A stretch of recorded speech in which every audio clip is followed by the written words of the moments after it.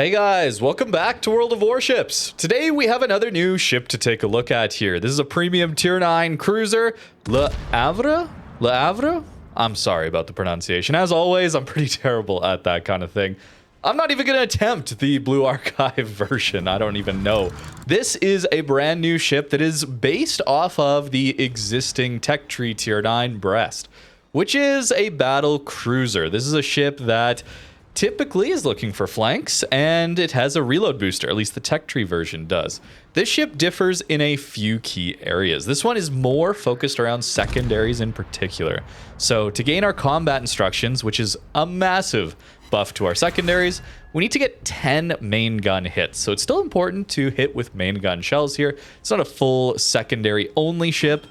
But once you have this buff, oh my goodness, are these secondaries absolutely crazy. Not only are you getting a buff to your reload, you're also getting a buff to your accuracy, as well as the pen. And it's actually over 32 millimeters of pen while you have this buff active. And it's available as a 50-second action time. So very, very useful to have that, as this ship has very slow reloading, poor accuracy secondaries. It's base secondary accuracy, no improvement there. And the base DPM, or the base reload of these secondaries, is 6.8 seconds. So not great. But they're firing a little bit quicker right now, I gotta say, as well as their accuracy. So this F key is giving us 60% improved dispersion, which gets us pretty close to Napoli levels of accuracy then, while this buff is active. It gives us 70% reload buff to these secondaries as well, so that's why they're shooting so unbelievably quickly. And it's a 40% shell multiplier, at least shell pen multiplier on this HE.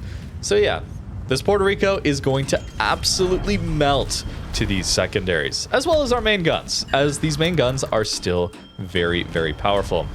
But we don't have a reload booster, so that's the main trade-off, I guess we could say, compared to the Brest. It's going to play relatively similarly. You just don't have a reload booster to take advantage of someone showing you broadside. But what you do have is when you get into a brawl, very, very terrifying secondary DPM accuracy and pen. Battleships even will have to worry about this ship. And with this boost up on our ship, we don't have a penalty to fire chance. So sometimes with secondary ships, we're taking IFHE to get over some pen threshold. Like 32 millimeters is very common at higher tier. So Schlieffen, for example, all those 105 millimeter guns, we take IFHE, suddenly we pen 32. But that's going to cut our fire chance in half. We still retain the 10% fire chance that these secondaries have. It's very, very powerful. Not only that, but the main guns are extremely good as well. Compared to Brest, it is almost identical in most stats, so it's easier to go over what's different. But for the sake of completeness, let's talk about HP. It's the exact same. Detection, also the exact same. Actually nearly matching our secondary range to our concealment. Our secondary range is 12 kilometers, fully built, and our conceal is 11.9. Now, just a pure miss here on my part, just greeting for like the stern citadel there, but that's okay. We still have our F key with better dispersion as well as pen. So suddenly the Seattle has no armor against us, and look at the DPM. Oh my goodness, it's absolutely crazy. Speed's the exact same as Brest as well. Acceleration's the same, rudder shift's the same, turning radius is the same, pen repair, citadel repair, all the exact same. The main guns are slightly different. You have a 2-second longer reload, so the 30-second reload, and we have 0.1 kilometer worse range. But dispersion is unchanged, so we have battle cruiser dispersion, which is really nice for consistency. And not only that, we have 2.0 Sigma. Sigma being the tendency for those shells to go towards the center of our dispersion ellipse. And Brest gets 1.8. So this one should actually be more consistent yet than the Brest. We lose out on some consistency though because we don't have that reload booster to give us some of that consistency back. The AP shells have also been buffed here. We get more alpha damage, 10,750 alpha damage. Brest only gets 9,700 alpha damage. Other than that, they are pretty much the same. Even the pen is the same. So they haven't really messed with the flight times or corrupt values. Any of these hidden stats that change pen or shell flight times, they haven't done anything to that. HE shells are also unchanged, but they're pretty good HE shells. 4800 alpha damage, 35% fire chance, and 55 millimeters of pen. Notice though, we don't have the best firing angles. That's the biggest challenge I found with this ship. If we're trying to play at secondaries, we're probably trying to brawl with it. And something that is really difficult to deal with in a brawl is poor firing angles. Not just on our main guns, but also on our secondaries. So if you play it bow in, then your secondaries have horrible firing angles. If you play it stern in, then your main guns have horrible firing angles. Although we were able to tank quite well in that game, and that's thanks to the armor improvements on this ship as well. But for starters, this was my best game with the secondaries in particular. I want to focus on that here, because when they get in the right position, they do incredible work. You notice in the first beginning of this game, and even dealing with that Duncan later on, I tried to use an island while I was in cover, undetected, people couldn't shoot at me, to actually turn away, and that way I could get my secondaries all firing. Notice we're not penning this Republic. Suddenly, we click our F key, and oh my goodness, look at the DPM. This is obviously training room, best case scenario, but I had to test just to see what it would do. And yeah, it is definitely over 32 millimeters of pen. So watch out for this thing if you're trying to brawl it. Fortunately though, these secondaries don't have the best firing angles forward. To get all of your secondaries firing on one side, you need to give 40 degrees of broadside, which should be enough that this ship eats massive pen damage, or even citadels perhaps. You can get 40%, which is only 2 turrets out to 30 degrees, and then it really drops off. You only get 1 turret facing forward, for the secondaries at least. Stern firing angles though, 20 degrees for everything facing backwards, which is why I want it to be kiting. Main guns though, sometimes they hit really hard. That 2.0 Sigma is really nice to have on battle cruiser dispersion. But the main guns facing backwards only have a 38 degree firing angle. So no matter what you're doing, there's a little bit awkward play to have to deal with at closer ranges. So you got to pick your poison. Are you willing to sacrifice some secondary DPM in order to keep your main guns a little more comfortable to use? Or are you going to go stern in, make the main guns a little bit awkward, but then the secondaries are constantly firing? In a brawl, I gotta say I would recommend being stern in as a little bit better, just because the secondaries have such high DPM. You don't have that brief reprieve where your guns are reloading, and you could just angle.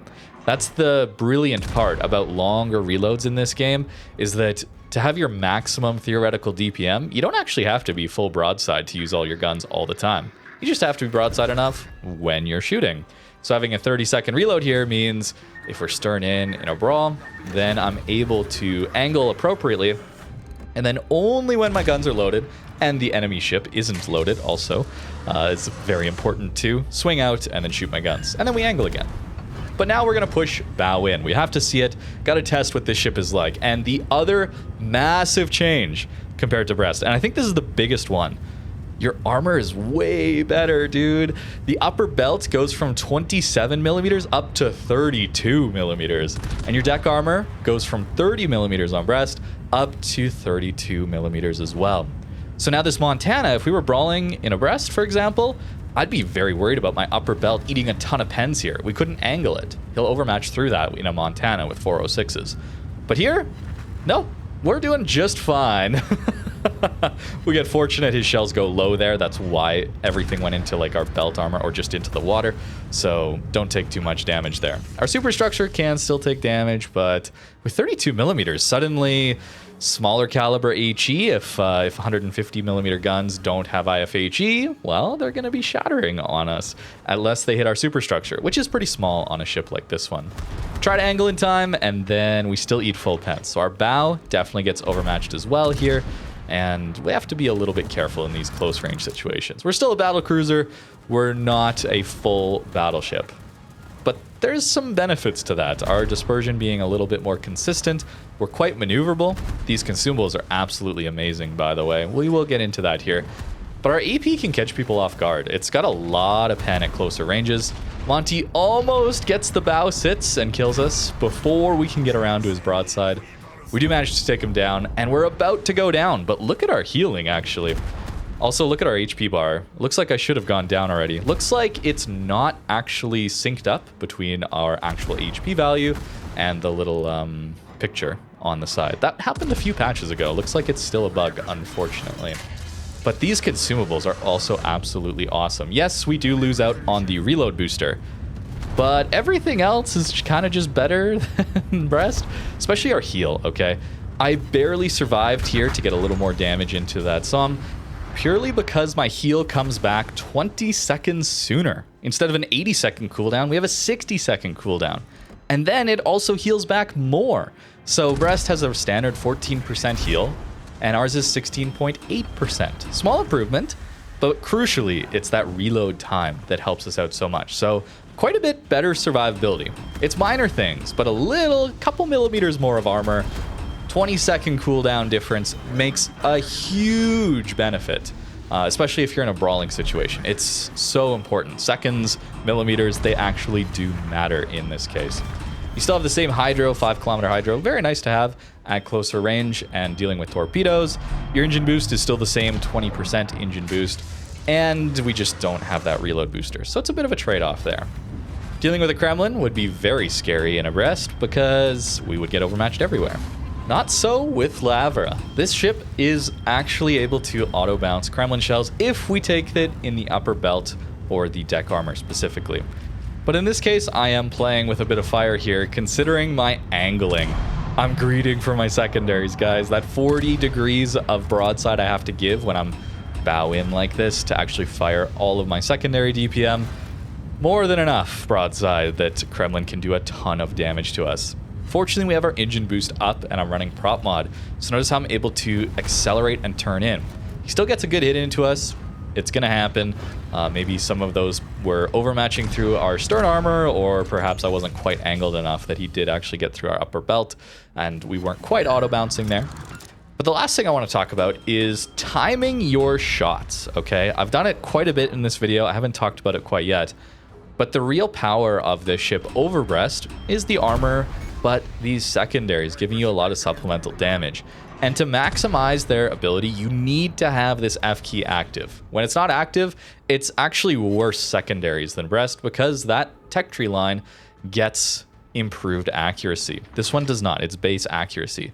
So you should be trying to time... Actually, we should talk about just having complete brain freeze here. What am I doing? Broadside to a Kremlin. All right, I have my moments too, guys. I should have died there. I should not be alive to finish this guy off. Oh my goodness. You should be trying to time your salvos for when your F key is just about to run out. That way, that salvo can get you a bunch of progress. Oh my goodness, another set of torpedoes. Yeah, I'm gonna dodge these, all right? I'm not cutting away for any other reason. I just didn't want to show you the epic... I have my moments too, guys, don't you worry. But this is the important thing, is getting maximum value out of this F key. Trying to charge it up. And we get 7 overpens into an Ibuki. Good accuracy.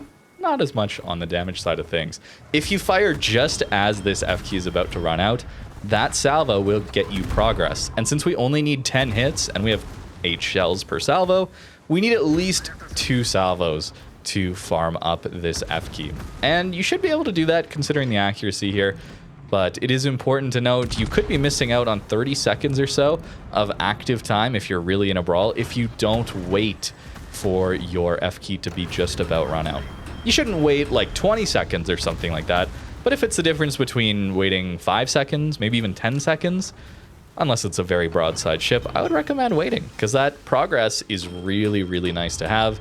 And it's the only way these secondaries are actually doing anything at all because the reload is just so bad, as is the accuracy, unfortunately. But it's relatively easy to farm up this F key, so overall, you're probably getting much better secondary value than even like a Schroeder, for example, which has no gimmicks like that. It's just constant secondary, decent accuracy, but not as improved as Napoli. But you're probably getting better secondaries here most of the time because this F key is so easy to farm up. And yes, we did just overpen through an Ibuki, and then into the angled cruiser, we got a bunch of citadels into that poor Dutch cruiser. I don't know why that's the way the game works. It's just, it is what it is, man. Everybody's frustrated. I'm frustrated because I didn't get citadels on the broadside ship, which I think is a mistake worthy of taking citadels. And that other cruiser's frustrated because he's angling. And he still took Citadels because of overmatch. Everybody's unhappy. I'm mostly joking, but it's a little small annoyance there when you have large caliber guns that you do have to deal with here.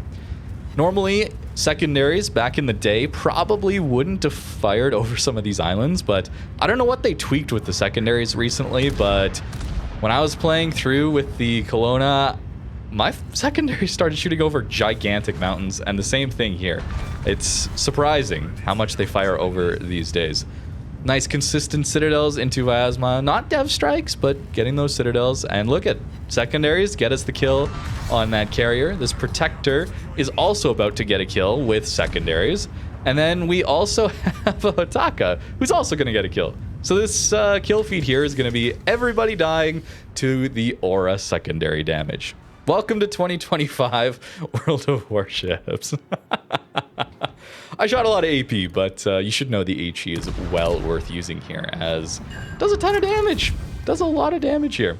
I had a good time with Havre here, and even though I'm not a big fan of the tech tree line, Brest, Marseille, this one did pretty good, and actually it makes me think I should try those again, considering how well these guns performed. 2.0 Sigma versus 1.8 is a difference, but that reload booster is pretty nice to have, and I think that could be worth checking out yet again. And I've kind of danced around this throughout this video, but I do believe this is just power creep over Brest. I, again, am not the biggest fan of that line, so this could just be my bias coming through of not really liking this ship or this line all that much. I should try it again, though. Keep my mind open to new experiences. But this one, I think the armor is what really helped me out so much. The survivability in general. It's the armor here, 32 millimeters, as well as the healing. So 30 and 27 is what you get here on Brest. That's way worse. 32 is a lot, man. Even if they had done 30 and 30, that already would have been a nice benefit, because then any 406 battleship like that Montana I brawled, suddenly they don't overmatch through this. Into Brest, they would overmatch through here. So trying to do that angling technique or trick and showing enough broadside and then turning in as they fire, well, this doesn't bounce 406, so it doesn't really matter. So we still eat a ton of damage anyway. This one, though, the armor is absolutely awesome and a huge benefit. The heal, too. Coming back quicker is a massive bonus. It heals back a little bit more, too. It's not a super heal or anything like that, but a little bit more is nice. But the key is going to be that cooldown is really, really nice. Engine boost, as always, on almost every French ship gets one of these things, and it's really nice. 20% here is great. Hydro is also very nice to have. If you're pushing, well, people probably will be trying to torp you. So probably don't run D-Fire. AA is pretty useless these days. And again, fighter or engine boost, just take the engine boost. And again, here is what this combat instructions looks like, man. It's a huge buff. To be fair, these secondaries are essentially useless without it, so it is required to make them do anything at all. It's a very easy buff to farm up, especially if you're not always in secondary range. You're probably in range to shoot your main guns a couple times and then charge this buff up for you. And it's instant accuracy too. So if we think about secondaries on battleships, one of the nice changes they made is that manual secondaries no longer gave instant accuracy. You had to charge it up over 45, 50 seconds or something like that to get the full accuracy benefit out of it. And that gave you, as a destroyer player, for example, the ability to recognize it's a secondary ship and go dark. You can elect to not shoot your guns, for example, if you're a gunboat DD and you're not in radar, there's not carrier spotting. There's all sorts of things that have to go right. But you could just choose to stop firing and you'd go dark before the secondaries got super accurate to deal a ton of damage to you. If one of these things, with its better than its concealment secondary range, like conceal 11-9, secondary range 12, just pops this button on you, it's instant accuracy, bro. I don't know. I like the counterplay, a little bit of counterplay from the battleship ones that they take time to charge up. It's still aura damage. It's still not player controlled. They've been adding a lot of secondary ships recently, and I'm surprised they haven't waited for the testing of full manual control of secondaries. They've already shown this in a dev blog. They're thinking about a German battlecruiser line where you get manual control of your secondaries. You get to aim them, you get to shoot them. And I think player controlled is a good idea. Less automated, more in player control is what I'm in favor of. So it's a little too bad we're getting so many of these secondary ships before that comes into the game, as I would like to see us transition towards more player control overall.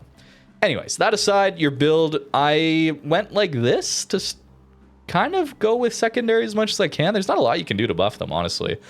Here, taking Pack-a-Punch for the range, and Top Grade for the bit of reload. And Concealment to make sure I can get into brawling range. I really wanted to emphasize the secondaries here because that's the main difference versus Brest, I think. The ability to get close and use secondaries. But if you wanted to, you don't have to buff everything on the secondaries. And in fact, maybe a better build would be running Aiming Systems mod. Considering we have better Sigma, 2.0 Sigma Battlecruiser Dispersion, what if we just buffed the accuracy of the main guns, which already did great damage relatively consistently, and we still get 10.5 kilometer secondary range. You know, it's only 1.5 kilometers or so out of our concealment. Usually we're going to be able to get in that range anyway. Something to consider, especially because all of our damage, secondary accuracy, and reload is tied to this F key. So we don't need to rely on this 20% so much. Not quite as much, I don't think. Could be worth trying that as well. Notice I was running the reload mod the entire time, and that's because I wanted to charge this F key. Again, all of our secondary ability is down to this F key. I don't think this 20% matters nearly as much as getting this 70% reload buff faster.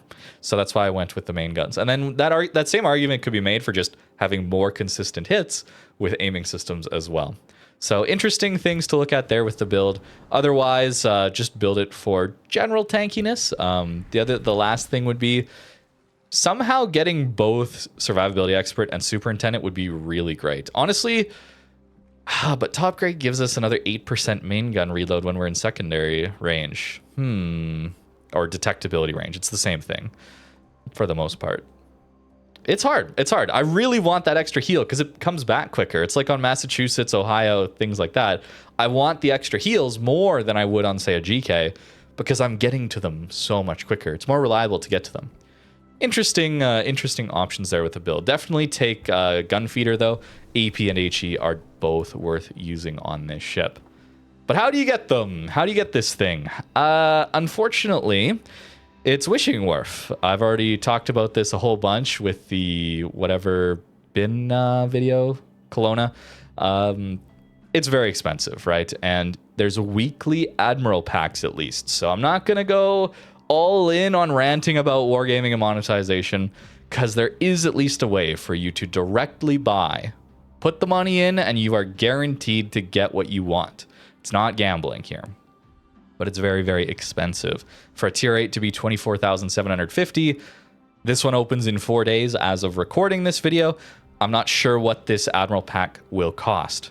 My guess is 35 to 45,000 doubloons would be my guess. So that's like 200, 250 bucks Canadian, something like that.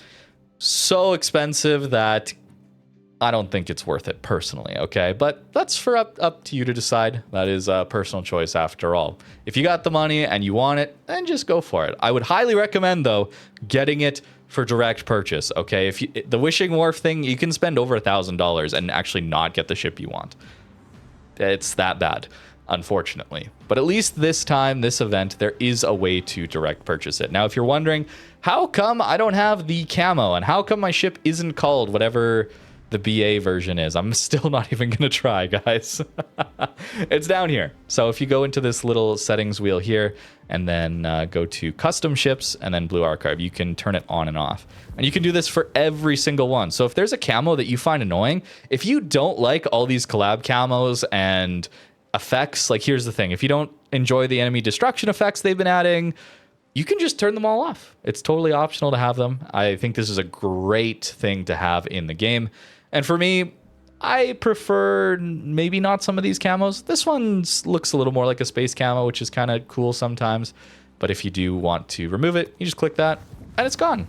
Back to a normal looking ship and a normal looking name. And I think that's about it for the Le Havre. Le Havre? Le Havre? I think. I'm sorry again for pronunciation, guys. Let me know what you think in the comments down below. Thank you very much for watching, and have a great rest of your day.